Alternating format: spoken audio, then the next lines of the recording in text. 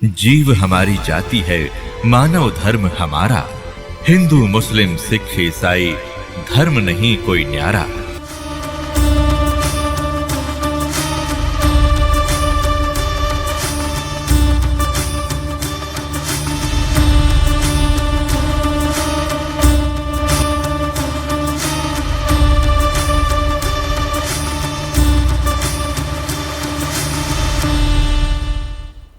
तो पुण्यात्मा, सत्संग के अंदर सर्वप्रथम तो ये याद दिलाई जाती है कि मनुष्य जीवन किस लिए प्राप्त होता है। मनुष्य जीवन के कार्य का वास्तविक ज्ञान हो जाता है कि हमने क्या करना चाहिए। इससे मोक्ष प्राप्ति का प्रयत्न करना चाहिए। कल्याण के लिए सबसे अधिक प्रयत्न करना चाहिए। तो उसके बाद आवश्यकता पड़ती है कि गुरु पूरा हो।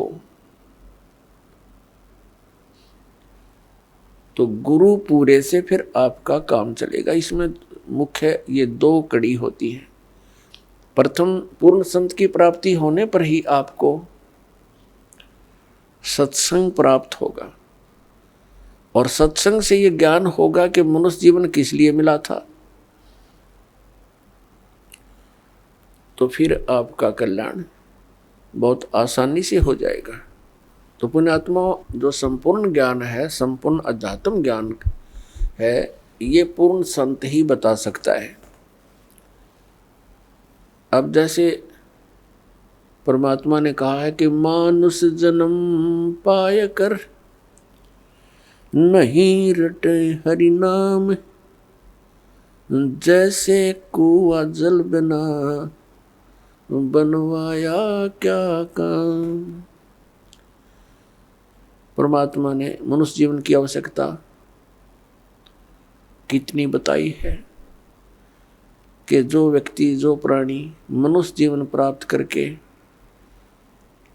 परमात्मा का नाम जाप नहीं करता, उसकी भक्ति साधना नहीं करता, वो तो ऐसा है जैसा जल रहित कूप होता है।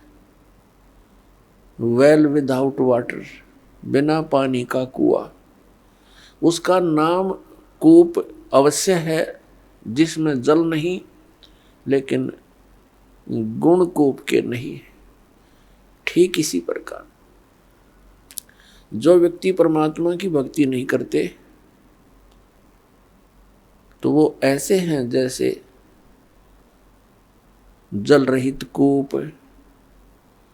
उसका नाम मनुष्य अवश्य है, लेकिन गुण मनुष्य के नहीं हो सकते। उसके लिए सत्संग की आवश्यकता पड़ती है। और सत्संग के अंदर ये याद दिलाया जाता है कि परमात्मा की भक्ति किस लिए करें। परमात्मा की भक्ति इसलिए करें कि परमात्मा याद दिलाते हैं, साहेब से चितला ले रे मन गर्भ गुमानी। साहेब में भगवान से, परमात्मा से चितला, विशेष कसक बना भगवान की तरफ। अरे मन गर्भ गुमानी, हे अभिमानी मन, परमात्मा की तरफ लग जा। क्यों लग जा, किस लिए, क्या कारण है? ना लगने से क्या हानि है, लगने से क्या लाभ है?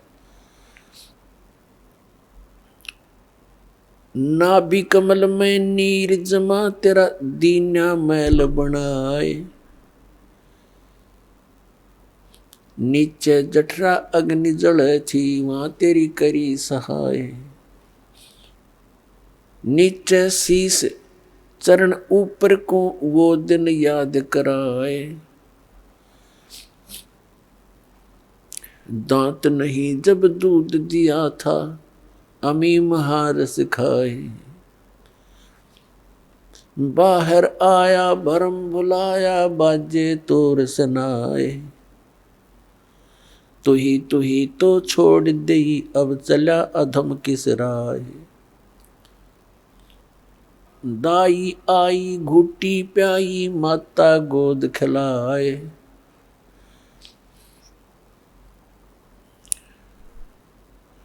तू ही तो छोड़ दिया, इब चला अधम किस राय। अब क्या बताते हैं परमात्मा कि जब तू माँ के गर्भ में था, एक विशेष संकट को झेल रहा था, नीचे को सिर था, ऊपर को पैर तेरे, और जब आपत्ति आती है ये प्राणी परमात्मा को याद अवश्य करता है। माँ के गर्भ में इस प्राणी को पूरी चेतना होती है कि मैं किस कारण से इस जेल में फंसा हूं। उस समय वो परमात्मा से अर्ज करता है, हे भगवान एक बार मेरा संकट निवारण कर दे, मुझे बाहर निकाल दो, फिर आजीवन आपकी भक्ति करूंगा, 2 रोटी के लिए धंधा भी करूंगा, मालिक तेरी भूल नहीं करूंगा। उस समय उसको अपने पिछले जन्म जन्मांतर की फिल्में देखने को मिलती हैं अपने ही अंतःकरण में, क्योंकि हमारे अंतःकरण के अंदर परमात्मा ने एक ऐसा सिस्टम कर रखा है कि जो भी क्रिया काम कर्म हम करते हैं और जो भी अच्छी मंदी सोच हम अपने हृदय में बनाते हैं, वो सब रिकॉर्ड हो जाती है। जब तक जीव मोक्ष प्राप्त नहीं करता तब तक उसके अंतःकरण में उसके सर्व कर्म अंदर फीड रहते हैं। और जब ये प्राणी संसार छोड़कर जाता है, धर्मराज के पास जाते ही उसकी वो किए हुए कर्मों की फिल्म ऑन हो जाती है। वहाँ इसको ये बताने की आवश्यकता नहीं पड़ती, तने ये गलत करा रही हो, नाट जा। वहाँ नाटने की गुंजाइश नहीं रहती कि मैंने ऐसा नहीं किया। तो उस फिल्म को देखता हुआ वो प्राणी अपने पिछले मनुष्य जीवन व्यर्थ किए हुए इसको बहुत याद आते हैं और बहुत रोता है, मैं कितना जालिम था, मुझे संतों ने चेताया भी, भक्ति करने लगा भी, छोड़ दिया, फिर उन्हीं मस्तियों में लगा रहा। परमात्मा की भक्ति ना करने से आज तक मैं भटक रहा हूँ। तो उस समय परमात्मा याद दिलाते हैं कि जब तू माँ के पेट में था, जब तो तू करा था, हे भगवान तू ही है सब कुछ, और आप एक बार मुझे इस माँ की कैद से, पेट की कैद से बाहर निकाल दे, आपको कभी नहीं बोलूंगा। तो यहां परमात्मा कहते हैं बाहर आया और भरम बुलाया, अब चला अधम किसरा। ए नालायक, अब कौन सा रास्ता अपना लिया तूने। क्या बताते हैं कि 12 वर्ष खेलते बीते, लीना ब्याह करवा। पहले बचपन में ब्याह हो जाते थे, उस समय की वाणी है ये। 12 वर्ष खेलते बीते, लीना ब्याह करवा, और तरुणी नारी से बना गरबारी, अब चला मूल गवा। परमात्मा ये नहीं कहते कि ब्याह ना करवाओ, कहने का भाव यू है कि इससे काम ना लगे रहो, इस मनुष्य जीवन के एक मुख्य कार्यों को और इसमें साथ जोड़ लो, और उसके बिना तो ये सारा काम व्यर्थ है, और उसके साथ हो जाने से सारी सफलता। जब व्यक्ति महादुखी हो जाता है, अपने सतर के सब प्रयत्न ये कर लेता है, चाहे राजा भी क्यों न हो, तो उसको भगवान की आवश्यकता महसूस होती है। राजा लोग भी परमात्मा के लिए साधु संतों के पास जाते हैं, आशीर्वाद प्राप्त करते हैं। तो परमात्मा हमें याद दिलाने आते हैं कि तुम भिखारी क्यों बनो।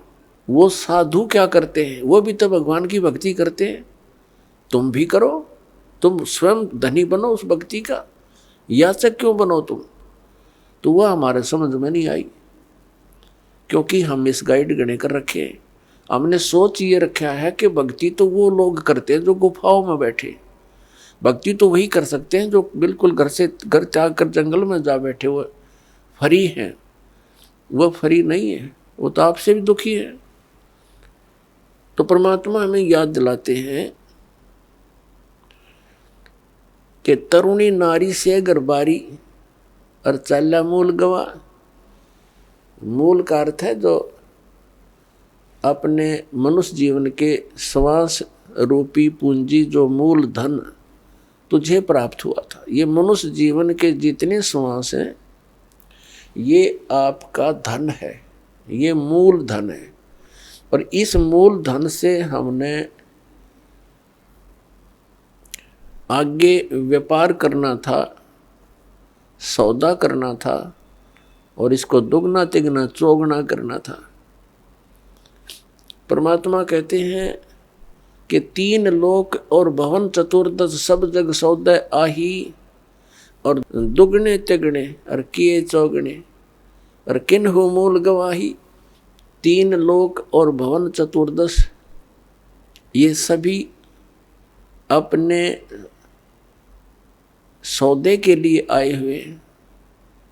जैसे कोई व्यक्ति विदेश चला गया या दूसरे शहर में चला गया 2, 4, 10 लाख रुपए लेकर व्यापार करने की वजह से कि उनके 10 के 20 बनाऊं, अपने नेक नीति से कमाऊं, और वो उन पैसों से ही जाकर के होटल में मौज मस्ती कर रहा है, व्यापार कर नहीं रहा, बिजनेस कर नहीं रहा, तो उस मूल धन को खर्च रहा है, उसको बर्बाद कर रहा है और एक दिन कंगाल होकर स्वदेश लौट आएगा और किसी के मजदूर लगेगा।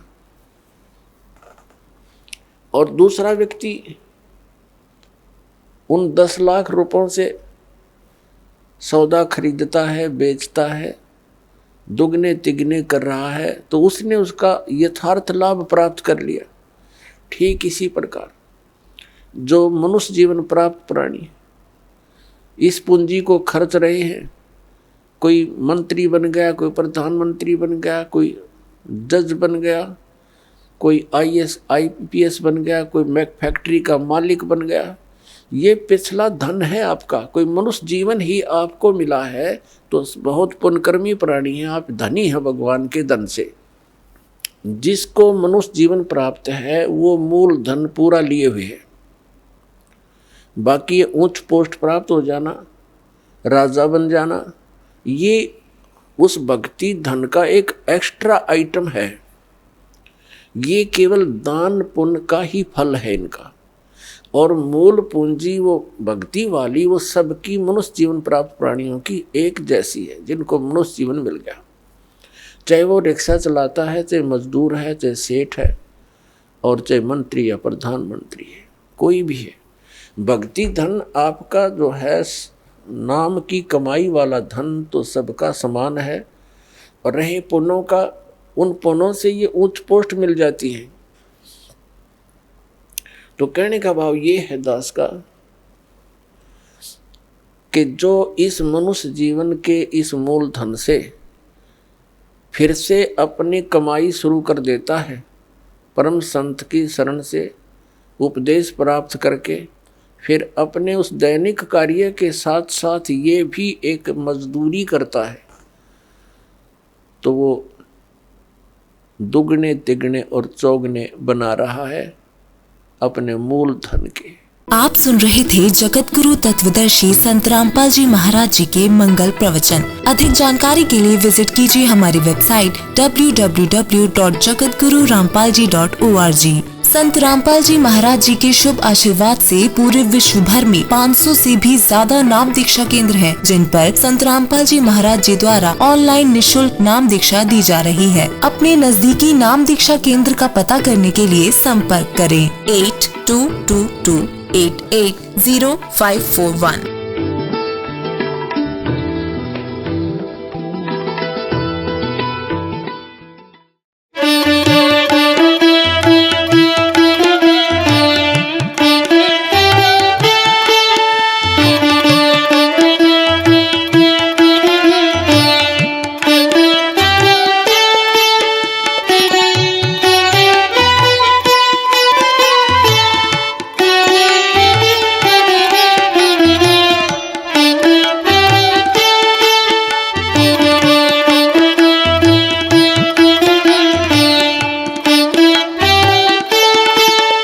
है।